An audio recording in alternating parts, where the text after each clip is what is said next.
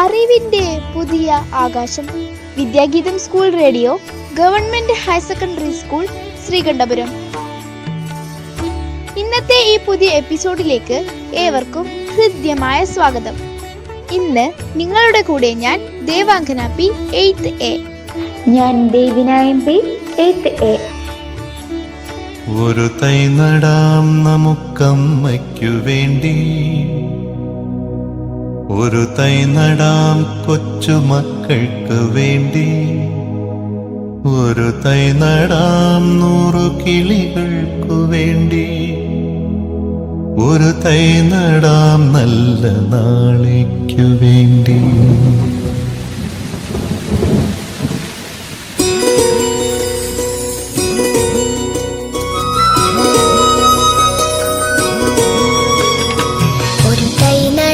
നമുക്കമ്മയ്ക്കു വേണ്ടി, ഒരു തൈ നടാം കൊച്ചുമക്കൾക്കു വേണ്ടി, ഒരു തൈ നടാം 100 കിളികൾക്കു വേണ്ടി, ഒരു തൈ നടാം നല്ല നാളേക്കു വേണ്ടി. ഒരു തൈ നടാം നമുക്കമ്മയ്ക്കു വേണ്ടി, ഒരു തൈ നടാം കൊച്ചുമക്കൾക്കു വേണ്ടി, ഒരു തൈ നടാം 100 കിളികൾക്കു വേണ്ടി, ഒരു തൈ നടാം നല്ല നാളേക്കു വേണ്ടി. ഇന്ന് ജനുവരി 22. 1934 ജനുവരി 22-നാണ് പത്തനംതിട്ട ജില്ലയിലെ ആറന്മുളയിൽ വാഴവേളിൽ തറവാട്ടിൽ സുഗതകുമാരി ജനിച്ചത്. പിതാവ് സ്വാതന്ത്ര്യ സമര സേനാനിയും കവിയുമായിരുന്ന ബോധേശ്വരൻ, മാതാവ് VK കാർത്തിയായനിയമ്മ. ഹൃദയകുമാരിയും സുജാതാദേവിയുമാണ് സഹോദരിമാർ. സൈലന്റ് വാലി പ്രക്ഷോഭത്തിൽ അവർ വലിയ പങ്കുവഹിച്ചു. അഭയഗ്രാമം, അഗതികളായ സ്ത്രീകൾക്കു വേണ്ടി അത്താണി എന്ന ഭവനം, മാനസിക രോഗികൾക്കു വേണ്ടി പരിചരണാലയം എന്നിങ്ങനെ കേരളത്തിന്റെ സാമൂഹിക രംഗത്ത് സുഗതകുമാരിയുടെ സംഭാവനകൾ പലതാണ്. സംസ്ഥാന വനിതാ കമ്മീഷന്റെ അധ്യക്ഷ ആയിരുന്നു. സ്ത്രീകളുടെ പ്രശ്നങ്ങൾ പരിഹരിക്കുന്നതിന് സുഗതകുമാരി അശ്രാന്തം പരിശ്രമിച്ചിരുന്നു. ഒരു തൈ നടാം 100 കിളികൾക്കു വേണ്ടി, ഒരു തൈ നടാം നല്ല നാൾ. 3ാം ക്ലാസ്സിൽ പഠിക്കുമ്പോൾ സുഗതകുമാരി കവിത എഴുതാൻ തുടങ്ങി. സ്വാതന്ത്ര്യത്തെ പറ്റിയും കവിതയും സാഹിത്യവുമൊക്കെ മുഴങ്ങിക്കേൾക്കുന്ന അന്തരീക്ഷമായിരുന്നു സുഗതകുമാരിയുടെ വീട്ടിൽ. തകഴിയും കേശവദേവുമൊക്കെ നിത്യ സന്ദർശകർ. പി ഭാസ്കരൻ വന്നിരുന്നു കവിത ചൊല്ലും. ആദ്യം വായിച്ചു തുടങ്ങിയത് രാമായണമാണ്. കവിതയുടെ അടിസ്ഥാനവും അത് തന്നെ. കുട്ടിയായിരിക്കുമ്പോഴേ കുറെ കാണാതെ പഠിച്ചു. പിന്നീട് ഭാഗവതം, തുള്ളൽ കഥകൾ, അങ്ങനെ വായന പതുക്കെ വളർന്നു. കയ്യിൽ കിട്ടുന്നതെന്തും വായിക്കുന്ന ശീലം വന്നു. ഒരു തൈ നടാം നമുക്കമ്മയ്ക്കു വേണ്ടി, ഒരു തൈ നടാം കൊച്ചുമക്കൾക്കു വേണ്ടി. കുമാരനാശാന്റെ കൃതികൾ, മാർത്താണ്ഡവർമ്മ, പാവങ്ങൾ, ഇതെല്ലാം 10 വയസ്സിനു മുന്നേ വായിച്ചു. ഇംഗ്ലീഷ് സാഹിത്യത്തിനോടൊപ്പം സംസ്കൃതത്തോടും പ്രിയമുണ്ടാക്കിയത് അമ്മയാണ്. അമ്മ ടാഗോറിനെയും കാളിദാസനെയും ഒക്കെ വായിച്ചു കേൾപ്പിച്ചു. ഒരു തൈ നടാം 100 കിളികൾക്കു വേണ്ടി, ഒരു തൈ നടാം നല്ല നാളേക്കു വേണ്ടി.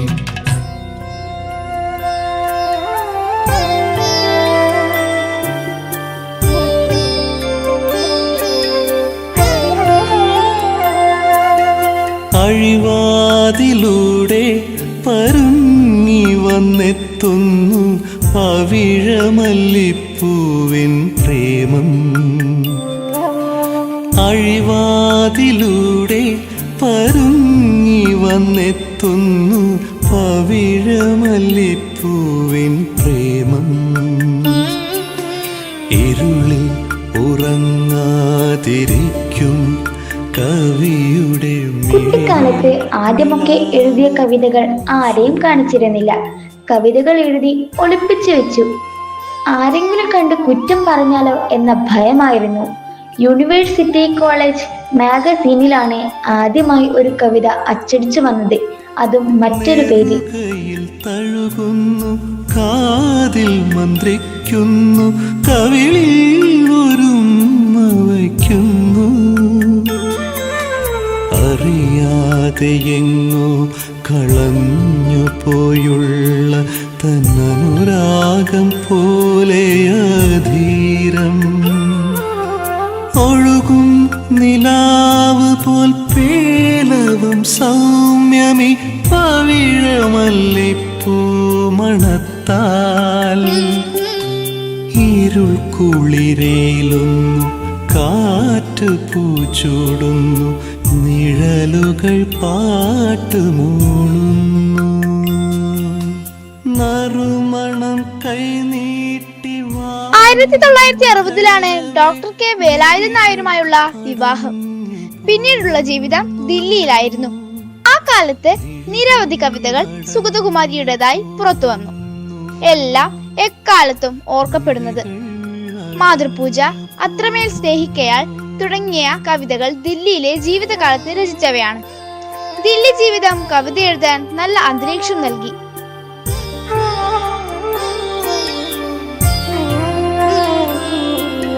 കൊഴിയുന്ന പൂക്കൾ കൊരുക്കുവാൻ പിറ്റേന്ന് പുലരി വന്നെത്തി നോക്കുമ്പോൾ,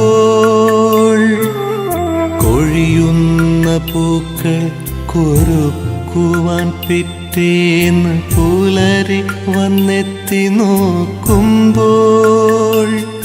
കവയത്രിയുടെ ജീവിതത്തിലെ മറ്റൊരു വഴിത്തിരിവായിരുന്നു തിരുവനന്തപുരത്തെ അഭയ.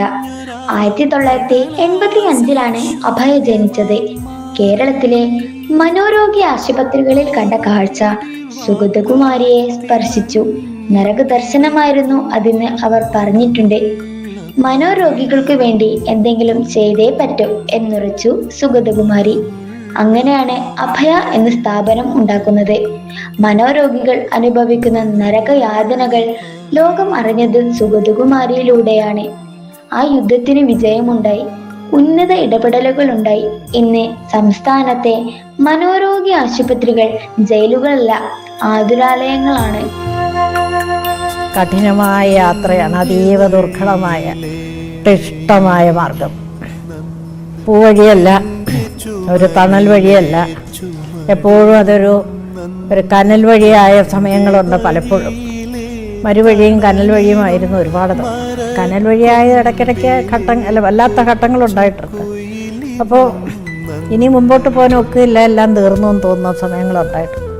എങ്കിലും കനൽ വഴി പിന്നീട് പതുക്കെ ഒന്ന് തണുക്കും, മരുവഴിയായി മാറും, ഇടയ്ക്കിടയ്ക്ക് ഒരു തണൽ വഴിയാകും. ഈ ഭാരം ചുമന്നുകൊണ്ട് ഒരുപാട് പേരുടെ കണ്ണുനീര് കണ്ടുകൊണ്ട് ഒരുപാട് പ്രശ്നങ്ങളെ അഭിമുഖീകരിക്കാൻ സ്വയം പഠിച്ചുകൊണ്ടും ബാക്കിയുള്ളവരെ പഠിപ്പിക്കാൻ ശ്രമിച്ചുകൊണ്ടും തീരാതെ ഒഴുകുന്ന കണ്ണുനീര് തുടയ്ക്കാൻ പാടുപെട്ട് ശ്രമിച്ചുകൊണ്ടും കുറച്ചൊക്കെ സാധിച്ചിട്ടുള്ളൂ. 1000 കൈകൾ നീളുമ്പോൾ 10 കൈകളെ മുറുക്കെ പിടിക്കാനൊക്കെ, അങ്ങനെയൊക്കെ അല്പാൽപമേ സാധിച്ചുള്ളൂ. കടൽ പോലെയാണ് ദുഃഖം, കടൽ പോലെയാണ് ദുരിതങ്ങൾ. അതിൽ നിന്ന് എത്ര നമുക്ക് അതിൽ നിന്നൊരു പരിഹാരം കാണാൻ സാധിച്ചു, എത്ര കോരിയെടുക്കാൻ സാധിച്ചു വെച്ചാൽ കുറച്ച് കൈക്കുമ്പിളിലേ എടുക്കാൻ ഒക്കുള്ളൂ. കണ്ണീര് കടൽ പോലെയാണ് കണ്ണീര്. കൈക്കുമ്പിളിൽ കോരിയെടുക്കാൻ ശ്രമിച്ചിട്ടുണ്ട്. അതൊരു വിജയമാണോ എന്നൊന്നും ചോദിക്കരുതേ. പ്രയത്നമായിരുന്നു, കഠിനമായ ആത്മാർത്ഥമായ പ്രയത്നമായിരുന്നു, തപസ്സായിരുന്നു. അത്രേ എനിക്ക് പറയാനുള്ളൂ. ഒരു അച്ഛൻ ഇവിടെ ഒരു ഉയർന്ന ഉദ്യോഗസ്ഥനാണ്. അദ്ദേഹം വന്ന് 2 തവണ പോന്നു. ഒരു ഭ്രാന്തനെ പോലെ ആയി ആ മനുഷ്യൻ. മകളെപ്പറ്റി പറഞ്ഞ് കരയുകയാണ്. 2-3 ദിവസം കൂടെ വരും, കൂടുമ്പോഴേ വീട്ടിൽ വരും. കോളേജ് വിദ്യാർത്ഥിനിയാണ്. 3 ദിവസം കൂടുമ്പോൾ വീട്ടിൽ വരും. വന്ന് കുളിച്ച് ആഹാരമൊക്കെ കഴിച്ച് ഡ്രസ്സെല്ലാം മാറി വീണ്ടും 2-3 ദിവസം കഴിഞ്ഞ് വരും. അച്ഛനോടും അമ്മയോടും ഒക്കെ അങ്ങ് തട്ടി മാറ്റുകയാണ്. എത്ര ശ്രമിച്ചിട്ട് നിവർത്തിയില്ല, എന്ത് ചെയ്യണം? ഞാനൊടുവിൽ ഞാൻ പറഞ്ഞു പോലീസിൽ റിപ്പോർട്ട് ചെയ്യൂ. അപ്പോൾ ഇവിടെയൊക്കെ ഇരിപ്പുണ്ട്, ഇന്ന സ്ഥലങ്ങളിലൊക്കെയാണ് അവരുടെ വിഹാരരംഗം ഈ പിള്ളേരുടെ എന്ന് പറഞ്ഞു. ഞാൻ പറഞ്ഞു ഇങ്ങനെ 2-3 ദിവസം കണ്ടില്ലെങ്കിൽ പോലീസിൽ അറിയിച്ച് വേണ്ട ചെയ്യാത്തതെന്ന്. അപ്പോൾ പോലീസുകാരൻ എന്നോട് പറഞ്ഞു, ഈ കുട്ടിയുടെ കാര്യത്തിലല്ല, ഞങ്ങൾ എത്ര പേരെയെന്നും പറഞ്ഞ് വരട്ടണം, അറസ്റ്റ് ചെയ്യണം. വരട്ടെ, നടക്കട്ടെ. സ്കൂൾ കുട്ടികൾ സ്കൂൾ യൂണിഫോമിൽ പുറത്തെ ഈ പുസ്തകത്തിൻ്റെ ഈ വലിയ ഒരു ബാഗേജ് വല്ലൊന്നും ഉണ്ടല്ലോ, അതും തൂക്കിക്കൊണ്ട് സ്കൂൾ ബാഗുമായി നോക്കിക്കോളൂ, മ്യൂസിയത്തും ഒബ്സർവേറ്ററിയിലും കനകക്കുന്നിലും ശംഖുമുഖത്തും എവിടെയെല്ലാമാണ് അവരുടെ പോയിരിക്കുന്നത് നോക്കിക്കൊള്ളുക. സ്കൂളിൽ വരുന്നു എന്നാണ് ഭാവം. അച്ഛനമ്മമാർ അങ്ങനെ വിശ്വസിച്ച് അയക്കുകയാണ്. ചോറ് ഉച്ചയ്ക്ക് ഭക്ഷണമൊക്കെ പൊതിഞ്ഞ് കെട്ടി കൊടുത്ത് അയക്കുകയാണ്. വൈകുന്നേരം തിരിച്ചെത്തും. അതിന് ചതി എന്നാണോ പറയേണ്ടത്, അതോ അഹങ്കാരമൊന്നോ, എന്താ പറയുക? ഇത് ചതിയൊന്നുമല്ല. ഇത് എനിക്കറിയാം. ഇതാണോ സ്വാതന്ത്ര്യം, ഇതാണോ അഭിമാനം, ഇതാണോ മനുഷ്യാവകാശമാണെന്നൊക്കെ പ്രഖ്യാപിക്കുന്നുണ്ട് ഒരുപാട് പേര്. ഇങ്ങനെ സ്കൂളിലും കോളേജിലും പോകാതെ എവിടെയെങ്കിലുമൊക്കെ ഇങ്ങനെ അലഞ്ഞ് നടക്കുക, അത് അങ്ങനെയാണ് വേണ്ടത് എന്ന് കാണിച്ചു കൊടുക്കാൻ ടെലിവിഷനുണ്ട്, സിനിമകളുണ്ട്, പരസ്യങ്ങളുണ്ട്. ഇതെല്ലാം പിന്നെ ഇൻ്റർനെറ്റിൻ്റേതായ സൈബർ ഒരു ലോകം അതിങ്ങനെ തുറന്നിട്ട് കൊടുത്തിട്ടുണ്ട് കുട്ടികൾക്ക്. എല്ലാ വിധത്തിലുമുള്ള പെർവേർഷൻസ് ങ്ങളൊന്നും അതിനെപ്പറ്റി പഠിക്കരുതെന്നോ ഒന്നും അല്ല ഞാൻ പറയുന്നത്. പക്ഷേ എല്ലാ വിധത്തിലുള്ള വൈകൃതങ്ങളും കുഞ്ഞുങ്ങളുടെ കയ്യിൽ കിട്ടുന്നുണ്ട്, മൊബൈൽ കൂടെ കിട്ടുന്നുണ്ട്. അവർക്ക് അവരുടെയൊക്കെ തലയ്ക്ക് ഭ്രാന്ത് പിടിച്ചാൽ അതിശയിക്കാനൊന്നുമില്ല. മാനസിക രോഗികൾ പെരുകിയാൽ അതിലൊന്നും വേദനിക്കാനില്ല. വെച്ചാൽ അതൊക്കെ വളരെ സാധാരണ കാര്യങ്ങളായിരിക്കും. എന്ത് ചെയ്യണമെന്ന് ചോദിച്ചാൽ ഇതിപ്പോൾ ഗ്ലോബലൈസേഷൻ്റെ ഒരു ഫലം. അച്ഛനെയും അമ്മയും കുറ്റപ്പെടുത്തിയിട്ട് കാര്യമില്ല. അവരുടെ കയ്യിൽ നിന്ന് വിട്ടുപോകുന്നു, കുട്ടികൾ വിട്ടുപോകുന്നു. ടീച്ചേഴ്സിനെ പറഞ്ഞിട്ടും കാര്യമില്ല. പക്ഷേ എല്ലാവരും, സമൂഹം ഒന്നടങ്കം, അച്ഛനമ്മമാരും രക്ഷാകർത്താക്കളും PTA പോലുള്ള സംഘടനകളും സമൂഹവും എല്ലാവരും ശ്രദ്ധിച്ചില്ലെങ്കിൽ കുട്ടികൾ ഒരുപാട് അപകടങ്ങളിലേക്ക് പോയിക്കൊണ്ടിരിക്കുകയാണ്. ഞാൻ ഈ പറഞ്ഞ ഇങ്ങനെ കൂട്ടം കൂടി നടക്കുന്നതിനെ പറ്റി മാത്രമല്ല, മയക്കുമരുന്ന്, പോലീസ് എന്ത് ചെയ്യുന്നു, എക്സൈസ് എന്ത് ചെയ്യുന്നു, ഇതാരും അറിയുന്നില്ല. ഈ സ്കൂളിന് ചുറ്റും ഇത്രയധികം മയക്കുമരുന്ന് വിൽപ്പന നടക്കുന്നുണ്ട്. എന്തുകൊണ്ട് പോലീസിന് വേണ്ടതുപോലെ അതികഠിനമായ രീതിയിൽ ഇത് കർശനമായിട്ട് പരിശോധിച്ച് കഠിന ശിക്ഷ കൊടുക്കണം? എനിക്ക് തോന്നുന്നു ഇതെല്ലാവരുടെയും കൈവിട്ടു പോകുന്നൊരവസ്ഥയാണ്. മനസ്സിലാക്കണം രക്ഷാകർത്താക്കൾ, ഇത് കേട്ടുകൊണ്ടിരിക്കുന്ന രക്ഷാകർത്താക്കളൊന്നും അറിയണം. ആൺകുട്ടിയും പെൺകുട്ടിയും നമ്മുടെ മക്കൾ, അവർക്ക് എന്ത് സംഭവിക്കുന്നു എന്നുള്ളതിന് അങ്ങേയറ്റത്തെ ജാഗ്രത പുലർത്തണം. അല്ലെങ്കിൽ പിന്നെ കരഞ്ഞിട്ട് കാര്യമില്ല. എൻ്റെ ജീവിതത്തിലെ ഒരു വഴിത്തിരിവായി. ആദ്യത്തെ വഴിത്തിരിവ് സൈലൻറ്റ് വാലിയാണ്. കവിത എഴുതി വീട്ടുകാരിയും നോക്കി കഴിഞ്ഞിരുന്ന എൻ്റെ ജീവിതത്തിലൊരു വലിയ ഒരു വഴി വെട്ടിമുറിച്ച് ഇതിലേ പോകും എന്ന് പറഞ്ഞതായിരുന്നു സൈലൻറ്റ് വാലി. അത് കഴിഞ്ഞ് പിന്നീടാണ് ഈ മാനസിക രോഗ ആശുപത്രി. അതൊക്കെ എതിർച്ചയാണ്.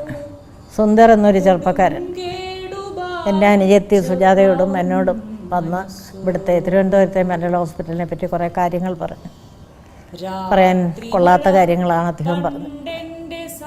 പ്രത്യേകിച്ച് ചെറുപ്പക്കാരികളായ മനോരോഗികളുടെ കാര്യങ്ങൾ വളരെ ദയനീയമാണ് ഇവിടുത്തെ കാര്യങ്ങളെന്ന് പറഞ്ഞു. ഞാൻ വിചാരിച്ചു ഒന്ന് പോയി അന്വേഷിക്കണമല്ലോ. പ്രത്യേകിച്ച് പെണ്ണുങ്ങളുടെ കാര്യം കേട്ടപ്പോൾ എനിക്കൊരു വിഷമം തോന്നി. എനിക്ക് മാനസിക രോഗാശുപത്രിയായിട്ട് ഒരു ബന്ധം അതിനു മുമ്പ് ഉണ്ടായിട്ടില്ല. ഒന്ന് പോകണം എന്ന് വിചാരിച്ചു. അവിടെ ഒരാളെയും കൂട്ടി അവിടെ പോയപ്പോൾ ആരെയും അനുവദിക്കില്ല അകത്ത് കയറാൻ. It was A closed asylum. അന്ന് വരെ അസൈലമാണ്. സ്പെഷ്യൽ സാങ്ഷൻ വാങ്ങിക്കണം. ഞാൻ പോയി പ്രത്യേക അനുമതി വാങ്ങി വന്നപ്പോൾ you can visit the female wards only എന്നെഴുതിയൊരു പാസ്സുണ്ട്. അതും കൊണ്ട് ചെന്നു. എൻ്റെ കൂടെ വന്നയാളെ അകത്ത് കയറ്റിയില്ല. ഞാൻ മാത്രം പെണ്ണുങ്ങളുടെ വാർഡിലേക്ക് പോയി. മുറ്റത്ത് എന്നപ്പോൾ തന്നെ ഭയങ്കരമായ ഒരു വിധത്തിൽ നമുക്ക് സഹിക്കാനാണ് ദുസ്സഹമായ ദുർഗന്ധം. എന്താ ഇത്രയും നാറ്റം എന്ന് വിചാരിച്ചു. അപ്പം ഇങ്ങനെ നിരനിരയായിട്ട് സെല്ലുകളാണ്. ഞാൻ ആ വരാന്തയിലോട്ട് കയറിയപ്പോൾ ഇങ്ങനെ സാരി കൊണ്ട് ഇങ്ങനെ മൂക്ക് പൊത്തി ഇതിങ്ങനെ പിടിച്ചുകൊണ്ടാണ് ഞാൻ നിൽക്കുന്നത്. അത്ര നാറ്റമാണ്. എന്താ ഇത്രയേറെ എന്തോ ചത്ത് കിടക്കുന്ന നാറ് കാണാൻ തോന്നും. നോക്കിയപ്പോൾ ഓരോ ഇങ്ങനെ കാണുന്ന സെല്ലുകളുണ്ടല്ലോ, ഓരോന്നിലും ഒരാളെ ഇടാൻ പണ്ട് ഉദ്ദേശിച്ചുണ്ടാക്കിയിട്ടുള്ള ഓരോ സെല്ലും 2, 3, 4 പെണ്ണുങ്ങൾ നിറഞ്ഞിങ്ങനെ 10-100 സെല്ല്. അടുക്കൽ ചെന്നപ്പോഴാണ് മനസ്സിലാകുന്നത് ആ ഓരോ സെല്ലും മൂലയിലും ഓരോ കക്കൂസ് കുഴിയുണ്ട്. വെള്ളമില്ല, പൈപ്പില്ല, കീറ കടലാസ് വരെ അവിടെ ഇട്ടിട്ടുണ്ട്. തറയിലൊക്കെ മലമൂത്രങ്ങൾ കെട്ടിക്കിടക്കുന്നുണ്ട്, ചോറ് വെതറി കിടക്കുന്നുണ്ട്. ഈ നിൽക്കുന്ന സ്ത്രീകളാണെങ്കിൽ ആ നിൽക്കുന്നവരിൽ 100 പേരുണ്ടെങ്കിൽ 100-ൽ 95 പേരും നഗ്നരാണ്. ചിലരൊരു കീറ ഷർട്ട് കാണും, ചിലരൊരു പാവാട എടുത്തിട്ടുണ്ടായിരിക്കും, എല്ലാവരും പെറ്റിക്കോട്ട് ഇട്ടിട്ടുണ്ടായിരിക്കും. എല്ലാം ജട പിടിച്ച് ദേഹം മുഴുവൻ ചൊറിയായിട്ട് ഇങ്ങനെ മാന്തിയും ചൊറിഞ്ഞും കരഞ്ഞും, കട്ടിലില്ല പായില്ല ഒന്നുമില്ല. കുറേ കടലാസ് പന്നത്തുണികൾ, പായയുടെ തുണ്ടുകളൊക്കെ തറയിൽ നനഞ്ഞ തറ. എനിക്കിത് കണ്ടിട്ട് പൊറുക്കാനാവുന്നില്ല. ഞാൻ ആ വരാന്തയിൽ നിന്ന് അങ്ങ് അറിയാതെ കരയാണ്. അപ്പോൾ ഒരുപാട് വട്ടം പറഞ്ഞിട്ടുള്ളതാണെങ്കിലും മൂന്നാമത്തെ സെല്ലിലോ മറ്റോ കിടന്ന ഒരു വയസ്സായ അമ്മ, 85 വയസ്സ് കാണുമെന്ന് തന്നെ, തലയൊക്കെ പാല് പോലെ വെളുത്ത ഒരമ്മ. ഞാനിതൊരു മൃതശരീരമാണെന്ന് ആദ്യമേ നോക്കിയപ്പോൾ അവരിങ്ങനെ തല പൊക്കി. ഒക്കെ എന്നെ നോക്കിയിട്ട് മക്കളെ വിശക്കുന്നേന്നു. എനിക്കൊന്നും ഉത്തരം പറയാൻ പോയി. ഞാനവിടെ നിന്ന് കരയാൻ. വിശക്കുന്നു മക്കളെ എന്നവരൊരു വിളി വിളിച്ചു. ആ സെല്ലിൽ അത് കേട്ടപ്പോൾ ആ സെല്ലിൽ നിൽക്കുന്ന സ്ത്രീകളും എന്നെ ഇങ്ങനെ നോക്കിയിട്ട് ഞങ്ങൾക്കും വിശക്കുന്നേന്ന് വിളിച്ചു. എനിക്ക് ഉത്തരവില്ലല്ലോ. ഞാൻ നിൽക്കുകയാണ്. അപ്പോൾ ഈ വിളി അങ്ങോട്ട് ഉച്ചത്തിലായപ്പോൾ അടുത്ത സെല്ല് അത് ഏറ്റു വിളിച്ചു. ആ 2 സെല്ലിൻ്റെ വിളി കേട്ടോ അടുത്ത സെല്ല് അങ്ങനെ ഒരു 10-300 സ്ത്രീകൾ ഒന്നിച്ച് ഉറക്കെ നിലവിളിക്കാൻ തുടങ്ങി. വിശക്കുന്നേ ദൈവമേ വയ്യായി എന്തൊക്കെയാണ് പിന്നെ ശാപങ്ങളും കരച്ചിലും വിളി അത്യുച്ചത്തിൽ. ഞാൻ എത്രയോ വട്ടം പറയുകയും എഴുതുകയും ചെയ്ത പോലെ നരകത്തിൽ നിന്ന് വന്ന ഒരു വലിയ കോറസ് ഓഫ് ക്രൈസ്, നരകത്തിൽ നിന്ന് ഉയർന്നു വന്ന ഏതോ ഹൊറർ ഫിലിംസിൽ കാണുന്ന പോലുള്ള ഒരു രംഗം. ഇതുപോലെ ഇത്രയും ദുർഗന്ധവും ഇത്രയും നഗ്ന രൂപങ്ങളും ഇത്രയും നിലവിളിയും എല്ലാം കൂടെ താങ്ങാനായില്ല. ഞാൻ ചെവി പൊത്തിക്കൊണ്ട്, എനിക്ക് ഭ്രാന്ത് പിടിക്കണമെന്ന് തോന്നി, ഞാൻ ചെവി പൊത്തിക്കൊണ്ട് കരഞ്ഞുകൊണ്ട് അവിടുന്ന് ഇറങ്ങി വെളിയിലേക്ക് ഓടിയതാണ്. അപ്പോഴത്തേക്ക് ഡോക്ടേഴ്സ് വരുന്നു. Madam we didn't know you are coming, അത് received a comment received you എന്നൊക്കെ പറഞ്ഞു. ഞാൻ ചോദിച്ചു എന്താ ഇങ്ങനെ കിടക്കുന്നത്, എന്താ നിങ്ങളുടെ ആശുപത്രി ഇങ്ങനെ ഇതാണോ, ഇതെന്ത് പറ്റുന്നു? അപ്പോൾ അവർ പറഞ്ഞൊക്കെ ശരിയാണ്. അതിനുള്ള ഗ്രാൻഡേ ഉള്ളൂ, സ്റ്റാഫ് വളരെ കുറവാണ്. 500 പേരിടാനുള്ള ആശുപത്രിയിൽ 1500-1600 പേര് കിടപ്പുണ്ട്. ഓവർ ക്രൗഡഡാണ്. സ്റ്റാഫൊക്കെ യൂണിയനാണ്, പറഞ്ഞാൽ കേൾക്കില്ല, ക്ലീൻ ചെയ്യില്ല, ഞങ്ങൾക്ക് നിവൃത്തിയൊന്നുമില്ല. ഞാൻ പറഞ്ഞു ശരി, പക്ഷേ ഇത് ലോകം അറിയുന്നില്ല. It's A close place. ഇതൊരു ജയിൽ പോലെ അടച്ചിട്ടിരിക്കുകയാണ്. ലോകം അറിയുന്നില്ല. നിങ്ങളിത് അടഞ്ഞതിൻ്റെ വാതിലിൻ്റെ പുറകിലാണ്. നിങ്ങളുടെ കാര്യങ്ങളൊക്കെ ഭംഗിയായിട്ട് നടക്കുന്നു. എന്തിനാണ് എന്തുകൊണ്ട് ഇതിനെ അദൃശ്യമാക്കി വെച്ചിരിക്കുന്നത്? ഇത് വലിയ പ്രശ്നമാണെന്ന് എന്തുകൊണ്ട് നിങ്ങളുടെ സംഘടനകൾ വിളിച്ചു പറയുന്നില്ല? എന്തുകൊണ്ടൊരു മാറ്റം വരുത്തണമെന്ന് ഉദ്ദേശിക്കുന്നില്ല? അപ്പോൾ ഒരാൾ വളരെ, ഇപ്പോഴും ഞാൻ ആ വാക്കുകളും ആളുടെ മുഖം ഓർക്കുന്നു, വളരെ ഒരു പുച്ഛഭാവത്തിൽ എന്നോട് പറഞ്ഞു, madam this is a mental hospital, not a central school. ഇവൾ പിച്ചച്ചട്ടിയേന്തിരുന്നു പശിയാറ്റുമോ? ഇവൾ പെണ്ണല്ലയോ, പെണ്ണിനുടയോൻ ദുഃഖമല്ലയോ?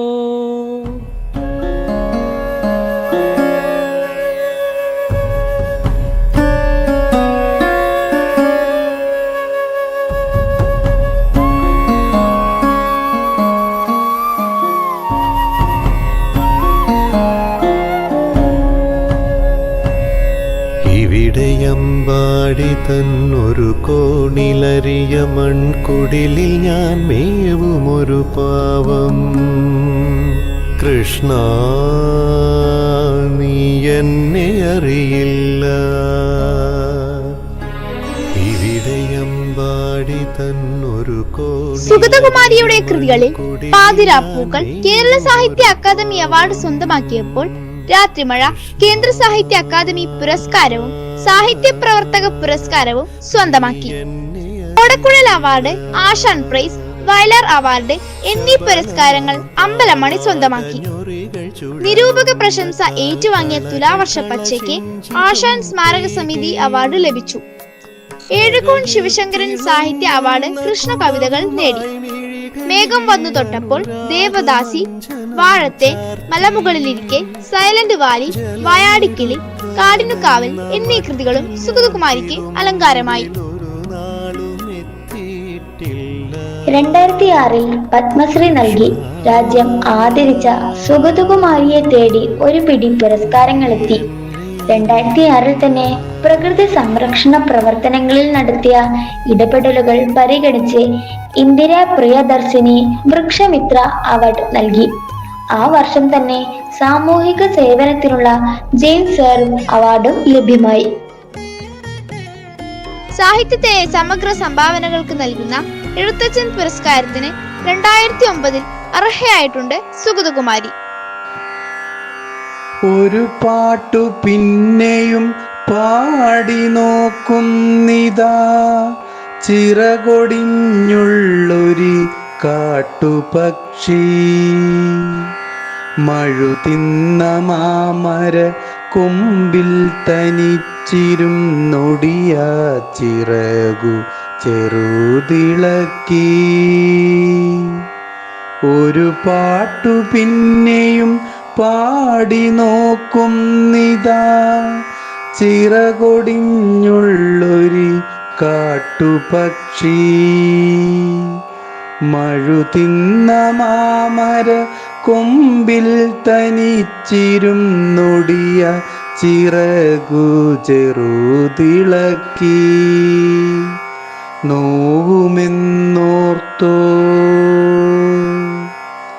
നോവുമെന്നോർത്തോ പതുക്കെ അനങ്ങാതെ പാവം പണിപ്പെട്ടു പാടിടുന്നു. ഇടറുമീ ഗാനമൊന്നേറ്റു പാടാൻ കൂടെ ഇണയില്ല, കൂട്ടിന്നു കിളികളില്ല. പതിവു പോൽ കൊത്തി പിരിഞ്ഞു പതിവു പോൽ കൊത്തി പിരിഞ്ഞു മെയ്ച്ചൂടിലടവച്ചുണർത്തിയ കൊച്ചുമക്കൾ. ആർക്കുമല്ലാതെ വെളിച്ചവും ഗാനവും കാറ്റും മനസ്സിൽ കുടിയിരുത്തി. വരവായൊരന്തിയെ കണ്ണാലൊഴിഞ്ഞുകൊണ്ടൊരു കൊച്ചു രാപ്പൂവുണർന്ന നേരം ഒരു പാട്ടുകൂടി പതുക്കെ മൂളുന്നിതാ, ചിറകൊടിഞ്ഞുള്ളൊരു കാട്ടുപക്ഷി.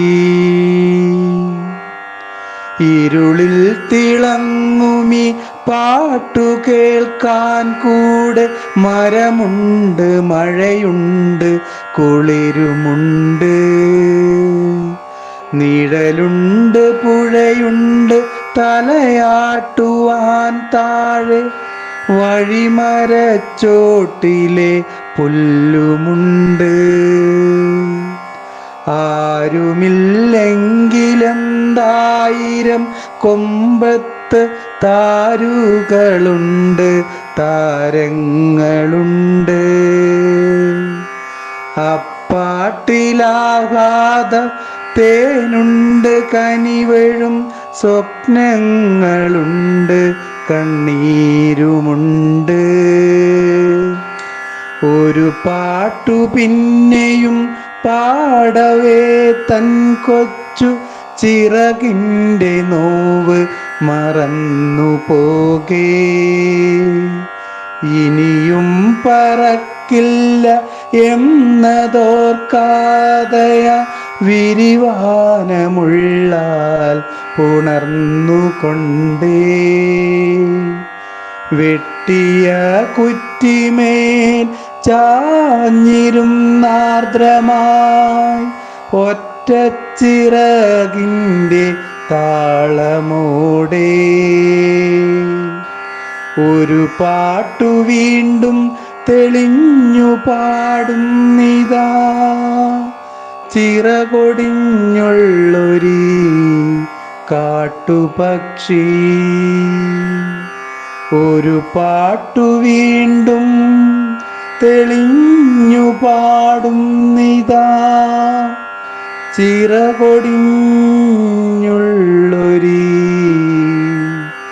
സുഗതകുമാരി എഴുതിയ കവിത ആലപിച്ചത് Sreekandapuram government higher secondary school office സ്റ്റാഫായ ജയൻ PM. ഒരു ശിലാബിംബമായി മാറി ഞാൻ മിണ്ടാതെ കരയാതെ നങ്ങാതിരിക്കേ, അറിയില്ല എന്നെ നീയെങ്കിലും കൃഷ്ണ, നിൻ രഥമെന്റെ കുടിലിന്നു മുന്നിൽ ഒരു മാത്ര. 2020 ഡിസംബർ 23 സുഗതകുമാരി നമ്മെ വിട്ടുപിരിഞ്ഞു. ഇതോടെ ഇന്നത്തെ എപ്പിസോഡ് ഇവിടെ അവസാനിക്കുകയാണ്. ശബ്ദ സംയോജനം നിർവഹണം രാജീവ് MK. കൂടുതൽ അറിവുകളും വിശേഷങ്ങളുമായി ഞങ്ങൾ വീണ്ടും എത്തും. പ്രിയ ശ്രോതാക്കളെ, നിങ്ങൾക്ക് ഏവർക്കും സ്നേഹാശംസകൾ നേർന്നുകൊള്ളുന്നു. അടുത്ത എപ്പിസോഡിൽ കാണും വരെ എല്ലാവർക്കും നന്ദി, നമസ്കാരം.